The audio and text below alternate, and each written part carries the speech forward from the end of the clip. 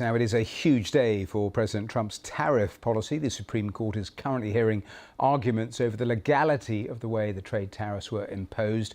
And according to the president himself, the stakes could not be higher. Well, the case centres around whether he has the authority to impose sweeping tariffs on imports under a law designed for use during a national emergency. So let's get the thoughts of Justin Wolfers, Professor of Economics at the University of Michigan. And Justin, great to have you on the programme again. This is going to be a hugely significant decision, isn't it? Okay, so Trump just had a complete meltdown on Truth Social, and we need to talk about why, because this is huge. The Supreme Court just finished oral arguments on his tariff scheme, his entire economic strategy that's supposed to be the foundation of his second term, and the justices basically told him it's illegal. And I'm not talking about the liberal justices, I'm talking about his own appointees, Kavanaugh, Gorsuch, Barrett, the people he put on the court. They're all saying his tariff power grab is unconstitutional overreach. This is wild. But before we go any further, real quick, let's be honest, you can't really trust mainstream media anymore. That's why we built Pump Politics, to bring you real stories, real context, and no corporate spin. If you want to stay ahead of the headlines, join our free newsletter. We'll send the news straight to your inbox every day. Just click the link in the description to join. And if you just want to support what we're doing, join us, be part of the community that actually cares about the truth. All right, let's get back to the video. Argument's been about at the Supreme Court. That's an act that actually doesn't use the word tariff anywhere, but the White House has said, yeah, but it's kind of there if you squint and hold it up to the light. The second thing is, even if it does give him the power, then it's an emergency power. And so to me, as an economist, not a lawyer, the much deeper, much harder question is, what is the national emergency? President Trump claims that it's bilateral trade deficits. If you talk to any economist with a pulse, they'll tell you that bilateral trade deficits are the most uninteresting thing in the world, that I have a bilateral trade deficit with my hairdresser. I sell her a lot of stuff. She doesn't sell me a lot of stuff, and that ain't a national emergency. Justin, she sells me a lot of stuff, I should say, the other way around, but you know what I mean. Justin Wolfers, we have to leave it there. So here's what happened. Trump has been using something called the International Emergency Economic Powers Act, the IEEPA, to impose tariffs on Mexico, Canada, China, and basically everyone else. It's his big economic play. It's supposed to generate massive revenue for the government. It's supposed to force countries to negotiate. It's the cornerstone of his trade war strategy. And Trump has been saying this entire thing is totally legal, totally constitutional, no problem. The president has this power, end of story. Except the Supreme Court is saying, yeah, no, that's not actually how the Constitution works. And when 6 justices are skeptical of your legal theory, including the 3 you appointed yourself, that's a really bad sign. That's the kind of signal that tells you your entire strategy is about to blow up in your face. Come on, this is the kind of thing that should make any president absolutely panic. The IEEPA was passed in 1977. It was designed to give the president power to deal with international economic emergencies, like if there was some kind of crisis, if foreign assets were frozen, if there was actual economic warfare happening. It was supposed to be narrow. It was supposed to be for emergencies. It was supposed to be limited. But Trump has been using it like it's a blank check. He's been saying, I declare an economic emergency, therefore I can impose tariffs on whoever I want, on whatever I want, whenever I want. And he's been doing it on friendly countries, on allies, on trading partners that aren't actually threatening us economically. And now the Supreme Court is saying, hold on, that's not what this statute says. That's not what Congress authorized. You can't just use this to reshape global trade policy. That's a much bigger power than what Congress gave you. That's unconstitutional overreach. That's stepping on Congress's authority to regulate commerce. And when Gorsuch, who's supposedly one of the most conservative justices, who's supposed to be a textualist, who cares about what the statute actually says, when Gorsuch is saying Congress can never get its power back if we let the president keep this authority, that's a massive problem. Think about that.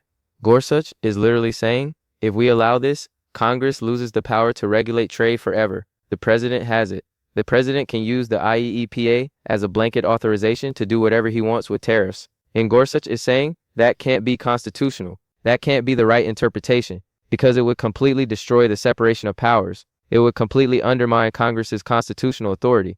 And then you've got Kavanaugh and Barrett, who are also skeptical. They're also questioning whether the IEEPA actually authorizes reciprocal tariffs, whether it actually allows the president to impose tariffs on Canada and Mexico and China just because he wants to renegotiate trade relationships. They're saying, no, that's not what the statute says. That's not what Congress authorized. You're going way beyond what the law allows. So now Trump is in complete panic mode because his entire economic strategy, his trade war, his tariff regime, his plan to generate revenue and reshape global trade, it's all potentially illegal. It's all potentially unconstitutional. And the Supreme Court is signaling that it's going to strike it down. And Trump knows this. That's why he's melting down on Truth Social, because he understands what a loss here means. It means billions of dollars in refunds to importers. It means his tariff revenue dries up. It means his entire economic plan falls apart. And here's where it gets even worse. Treasury Secretary Bessent came out and admitted that they have a fallback plan. If they lose at the Supreme Court, they're going to use other legal authorities, sections 301, 232, 122, to try to impose tariffs anyway. But here's the problem with that. Those statutes have different requirements, they have different limitations, they require different processes, and they're not going to generate anywhere near the same amount of revenue, and they're not going to give Trump the same kind of blanket authority that the IEEPA supposedly gave him. So Trump's economic strategy is falling apart. His own appointees are signaling they think his tariffs are illegal. The Supreme Court is about to rule against him. Companies like Costco are already filing for refunds, preparing for the refunds that are coming. And Trump is realizing that his big economic play, the thing he promised his base, the thing he said was going to rebuild the economy and punish China and renegotiate trade deals, it's all about to collapse. This is the kind of story that changes everything about Trump's second term. Because tariffs were supposed to be his economic signature, they were supposed to be his legacy, they were supposed to show that he could reshape global trade in America's favor, and instead, they're about to become his biggest legal disaster. They're about to become proof that he tried to grab power that he didn't actually have. They're about to become exactly the kind of unconstitutional overreach that Democrats have been screaming about. And the political damage is going to be enormous. Because tariffs are already causing inflation, they're already hitting families with higher prices. They're already dragging down Trump's approval numbers, and now he's losing the Supreme Court battle. So the tariffs are probably going to go away, but the inflation damage is already done. The economic pain is already hitting people, and Trump is going to have nothing to show for it except billions in refunds to corporate importers and a Supreme Court loss. This is a disaster. All right, so let's talk about what actually happened in those Supreme Court oral arguments, because this is where the real story gets interesting. Because the justices didn't hold back. They didn't dance around the issue. They came out and directly challenged the Trump administration's legal theory. And that tells you everything you need to know about how this case is going to turn out. The basic legal question is simple. Can the president use the International Emergency Economic Powers Act to impose tariffs? The Trump administration says yes. They say the IEEPA gives the president broad power to deal with international economic emergencies, and tariffs are an economic tool. So therefore, the president can use the IEEPA to impose tariffs. Simple, clean, constitutional. That's the argument. But here's the problem. The IEEPA was designed for a very specific purpose.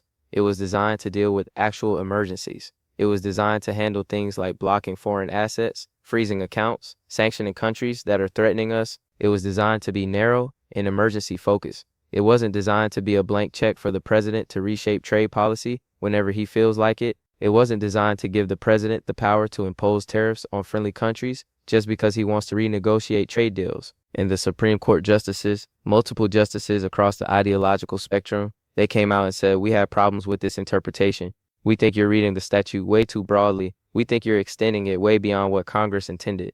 And Justice Gorsuch, who's usually very deferential to executive power in the national security context, he said something really important. He said, if we let the president keep this power, Congress can never get it back. That's the constitutional problem. That's what makes this unconstitutional. Think about that for a second.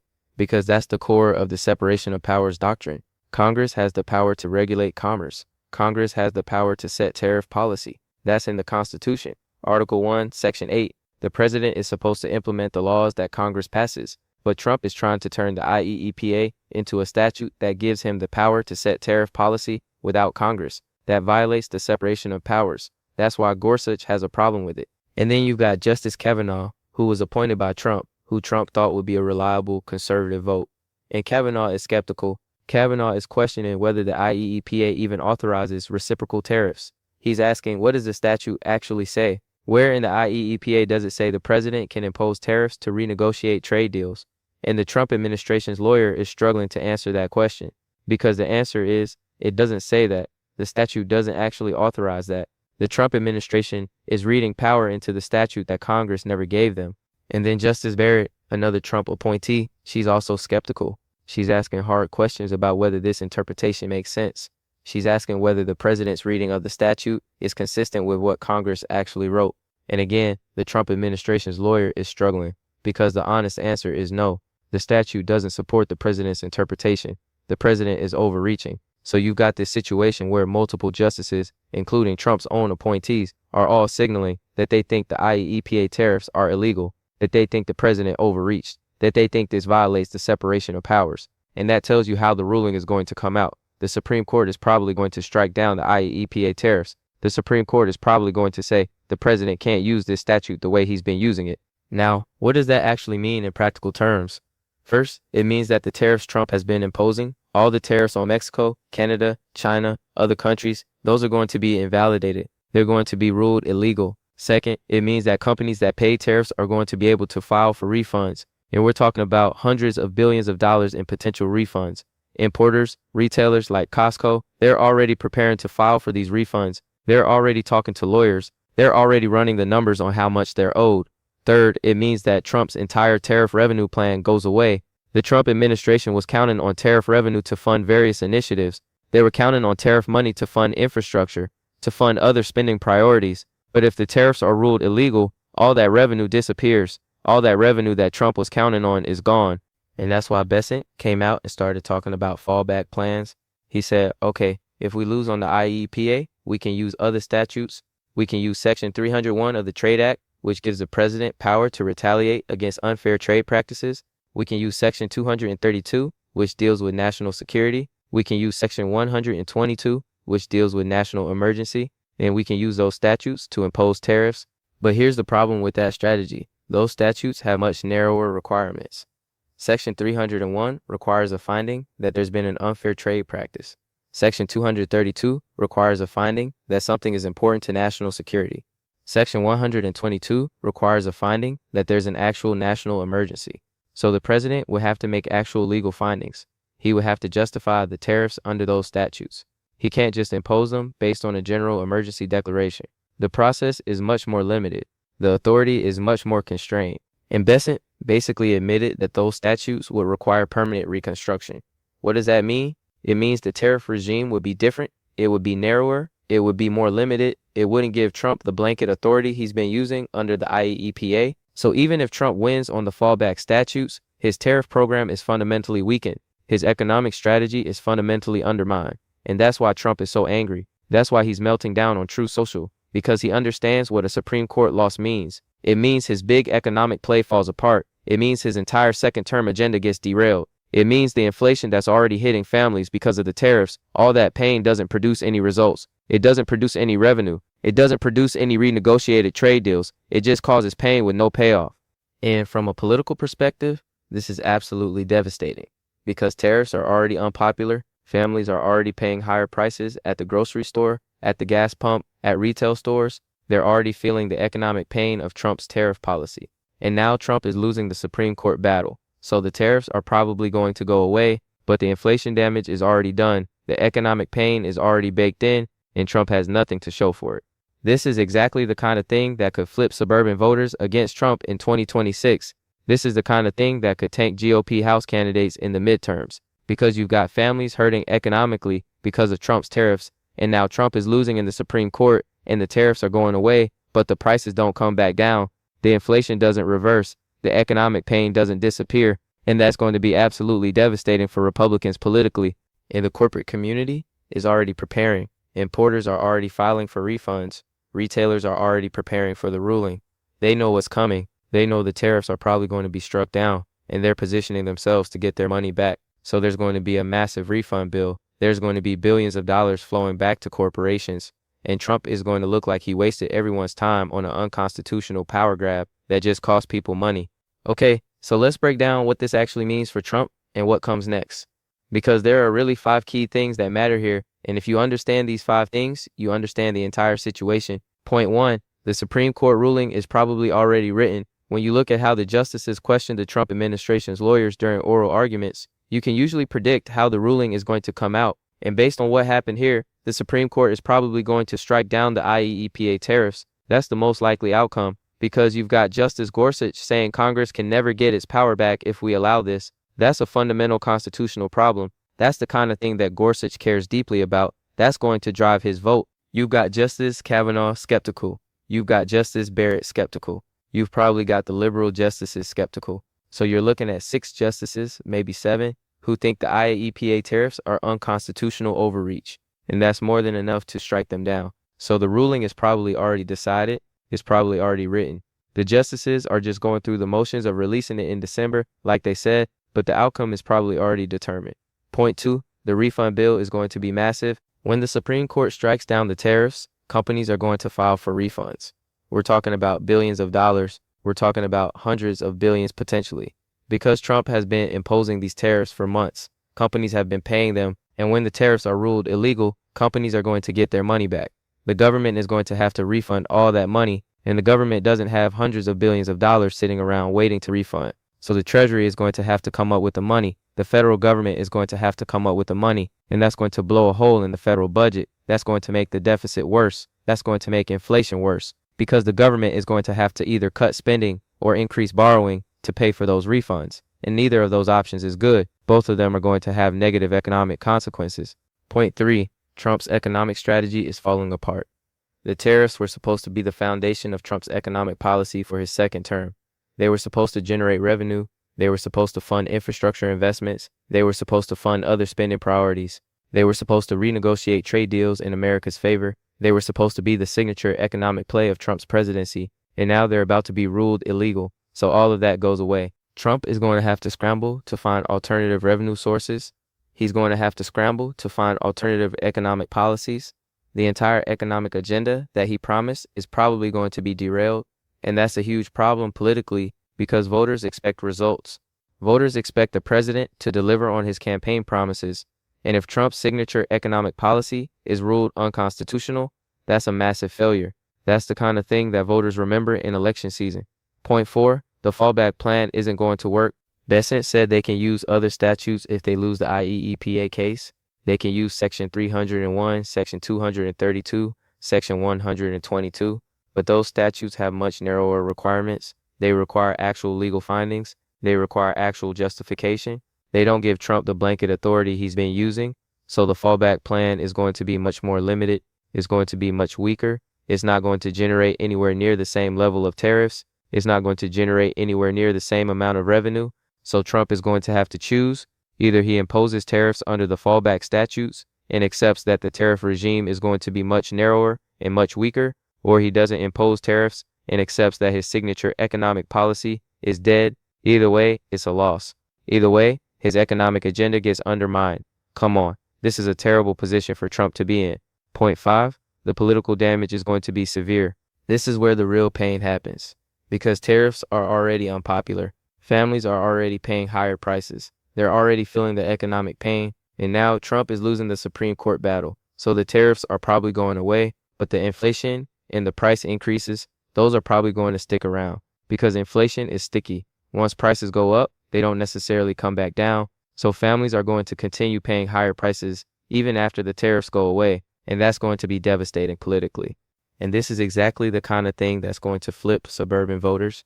Suburban voters care about prices. They care about their economic well-being. They care about inflation and grocery bills and gas prices. And tariffs are making all of those things worse. So when Trump loses the Supreme Court battle on tariffs, suburban voters are going to blame him. They're going to say Trump promised to help the economy, but instead he imposed tariffs that just made inflation worse. And then he lost in the Supreme Court and the tariffs went away anyway. So we got all the pain with none of the benefits. That's the kind of message that Democrats are going to hammer in 2026. That's the kind of message that's going to drive suburban voters away from Republicans. And that's going to be devastating for GOP House candidates because House seats in suburban districts are already fragile for Republicans. And if tariffs become an economic liability, if tariffs become synonymous with inflation and higher prices, then House Republicans in suburban districts are going to get crushed in 2026. The bigger picture, this all comes down to one fundamental issue: Trump overreached. He tried to use the IEEPA in a way that Congress never intended. He tried to grab power that he didn't actually have, and now he's about to face the consequences. The Supreme Court is going to strike down the tariffs. The federal government is going to have to pay billions in refunds. Trump's entire economic strategy is probably going to collapse. And voters are going to remember that Trump tried to help the economy by imposing tariffs, and instead all he did was make inflation worse and losing the Supreme Court. So buckle up, because the Supreme Court ruling is coming in December, and when it comes, It's going to be a massive blow to Trump's second term. It's going to undermine his economic agenda. It's going to damage his political standing with suburban voters. It's going to create massive problems for House Republicans in 2026. This is one of the biggest stories of Trump's presidency so far, and it's probably only going to get worse from here. Make sure you're subscribed because we're going to have complete coverage of the ruling and all the fallout that comes with it. This is just the beginning.